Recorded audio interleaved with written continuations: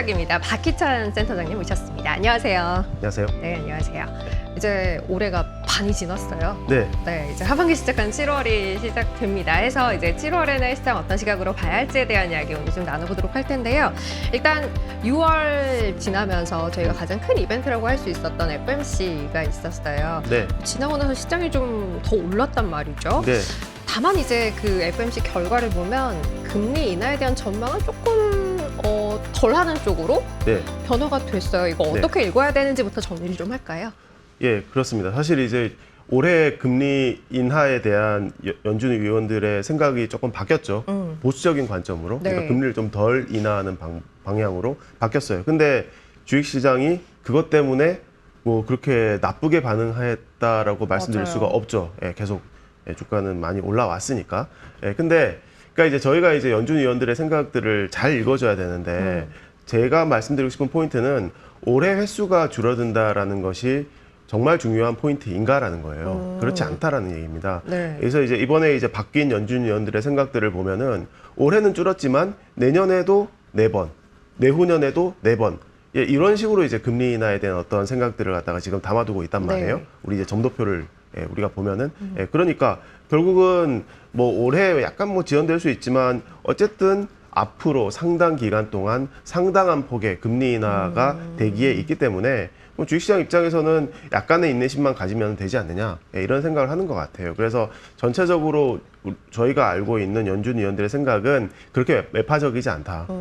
결국은 머지않은 장래에 금리 인하를 시작하고 그 이후에 쌓이기 시작하면은 많이 하게 될 것이다. 이게 이제 계속해서 주식시장에 힘이 되어주고 있다라고 저는 판단하고 있습니다. 일단 방향성 자체는 정해져 있기 때문에 네. 뭐 그게 네. 지금 시작되든 뭐 조금 이따 시작되든 그쵸? 시장으로서는 큰 의미 없이 받아들이고 맞습니다. 있는 거다라고 이해를 해야 할 것 같고 그런데 저희가 이제 항상 금리 인하가 시작되면 뭔가 시장에 아주 큰 변화가 있을 것처럼 이야기를 합니다만 과연 그럴 것인가에 대한 생각도 좀 해볼 필요는 있을 것 같아요. 그렇죠. 그게 이제 굉장히 중요한 포인트죠, 사실. 예. 왜냐하면 우리가 이제 시장의 흐름으로부터 읽을 수 있는 게 분명히 있는 것이 두 가지 힌트가 최근에 생겼어요. 네. 그게 뭐냐면 일단 유럽 증시에서 이제 우리가 하나의 힌트가 있는데 네. ECB가 6월 달에 금리 인하를 하지 않았습니까? 네. 근데 사실 서유럽 증시는 4월 달 이후로 정체 상황입니다. 예. 그리고 심지어 금리 인하한 이후로는 주가가 조금 빠졌어요. 네. 예. 그러니까 금리 인하가 주가를 설명하는 전부가 아니라는 얘기죠. 예. 그러니까 그런 반면에 이제 미국 주가는 연준 위원들이 어쨌든 금리 인하에 대한 전망치를 올해 전망치를 갖다가 좀 축소시키고 있고 그런 와중에도 주가가 계속 올라가지 않았습니까? 네. 결국은 중요한 것은 금리 인하는 하나의 어떤 주변적인 요인인 것이고 핵심은 주가가 올라가게끔 만들 수 있는 기업들의 힘이 어떠한가 이게 이제 중요하다는 얘기죠. 예. 그러니까 이제 금리가 모든 걸 결정하지 않는다라는 그쵸. 걸 최근에 예. 이제 미국 시장 그리고 유럽 시장의 흐름을 통해서도 알 수 있었다라는 이야기고 미국 네. 시장은 뭐 금리 인하에 대한 올해 전망이 좀 하향됐음에도 불구하고 계속 오르고 있다라는 이야기를 하셨으니까 이제 그 내부적인 요인들에 대한 이야기를 좀 해보도록 할 텐데 네. 시장이 오르고 있기는 합니다. 지수가 다만 이제 그 안에서 여전히 다 같이 가는 그림은 아니기는 해요. 그렇죠. 예. 그러니까 방금 전에 이제 유럽 사례도 말씀드렸지만 뭐 금리 인하 기대감이 컸지만 유럽 증시가 별로였다. 미국 시장에서도 사실 이제 5월달, 6월달 지나면서 어쨌든 4월보다는 금리 인하 기대감이 조금 회복했단 말이에요. 예, 근데 그 와중에 이제 보면은 이 S&P 500 기업들의 시가총액을 분해를 해봤어요. 네. 예, 그림 보시는 대로 이 파란색으로 표시된 부분 어떻습니까? M7을 제외한 S&P 500 기업에 그러니까 493개 기업을 얘기하는 거죠.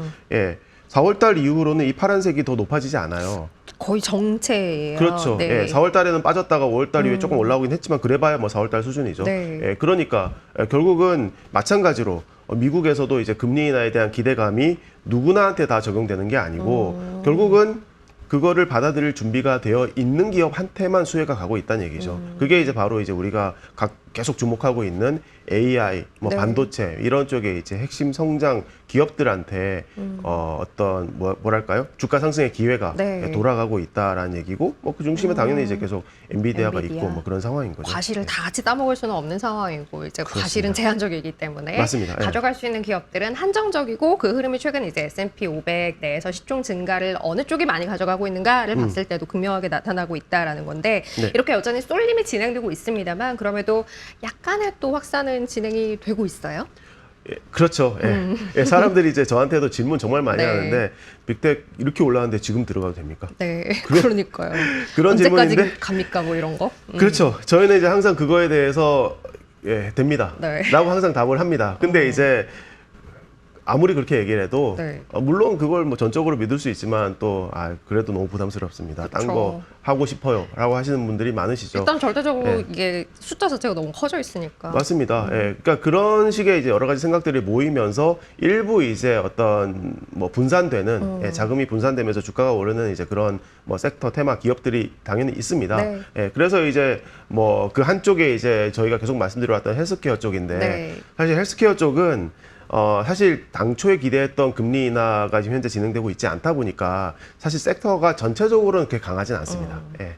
그러니까 그 안에서 가장 지금 센 것은 우리 이제 잘 알고 있는 일라일리. 네. 예. 뭐 비만약이 이제 핵심적인 뭐 그렇죠. 모멘텀을 주고 있는 네. 건데 저희는 이 비만약을 비만약 자체로 보는 게 아니라 큰 틀에서 엔티에이징이라는 관점에서 보고 네. 있습니다. 어쨌든 항노화 어쨌든 건강하게 살기 뭐 이런 컨셉이지 않습니까? 그렇죠. 그와 관련해서 사실 이제 한국의 K-뷰티도 뭐 비슷한 맥락에서 각광받고 있다고 보고 있는데요. 어쨌든 미국에서 지금 은퇴하고 이미 했거나 은퇴를 앞둔 노년층의 재력이 과거 같지 않습니다.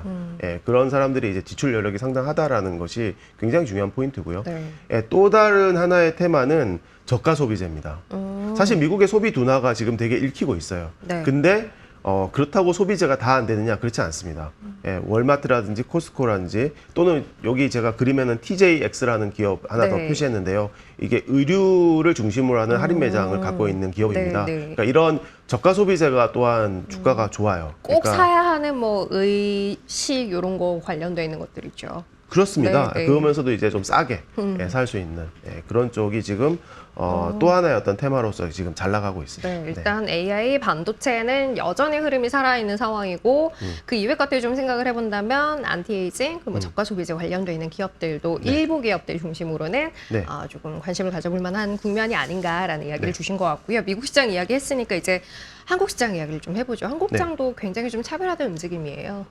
그렇죠. 그러니까 크게 분산을 해야 된다라는 생각을 저희는 하고 있지 않습니다. 예, 그동안 주가가 좀 잘 되고 있는 뭐 섹터 기업들이 있지 않습니까? 네. 계속해서 그런 방향으로 가야 된다라고 말씀을 드립니다. 역시 그 중심에 반도체가 있습니다. 네. 일단은요.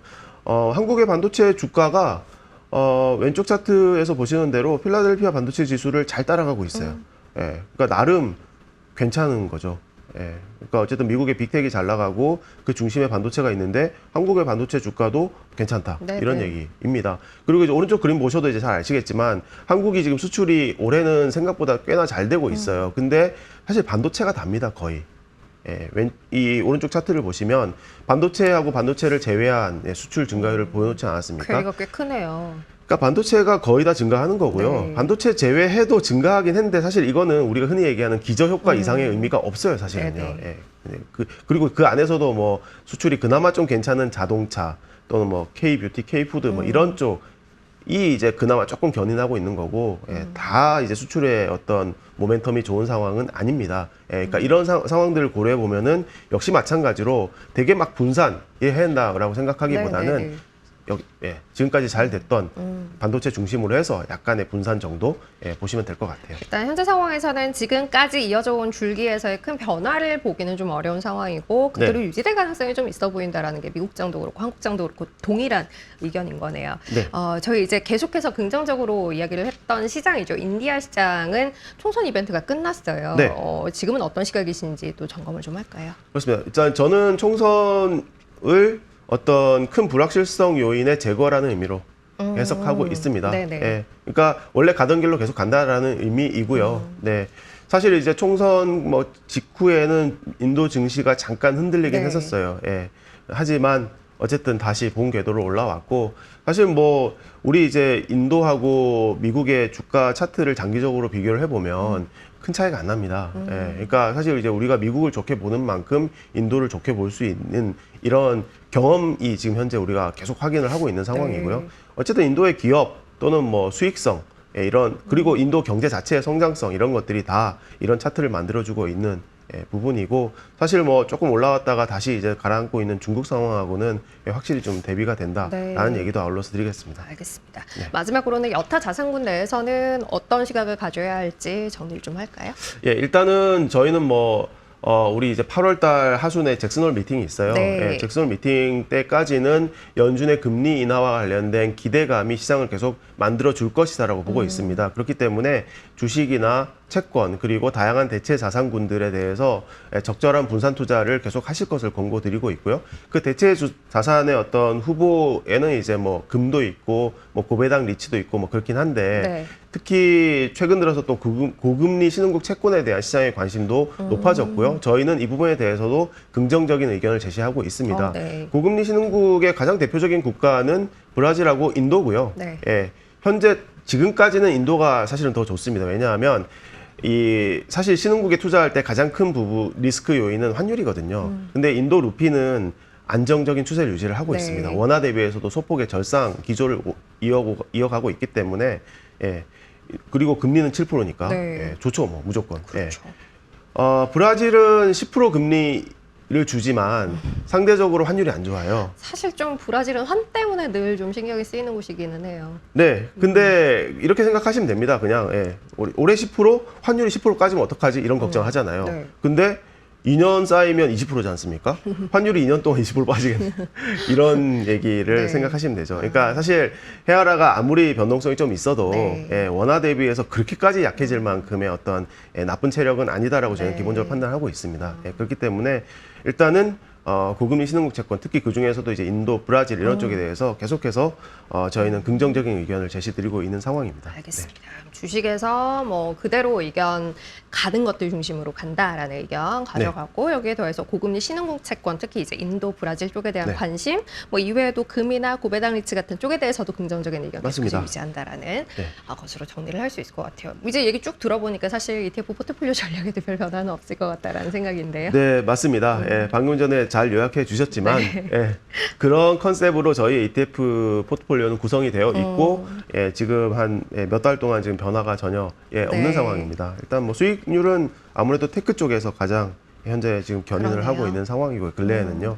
예, 그래서 뭐 적절히 이렇게 분산된 포트폴리오를 특히 빅텍 중심으로 갖고 가시면은 뭐 당분간은 높은 수익률을 계속 갖고 가실 수 있을 것 같습니다. 알겠습니다. 큰 변화 없이 지금의 틀 안에서 안정적인 수익 누리실 수 있는 한 달이 됐으면 하는 바람으로 오늘은 저희 여기서 마무리 짓도록 하겠습니다. 박희찬 센터장님 함께했습니다. 고맙습니다. 고맙습니다.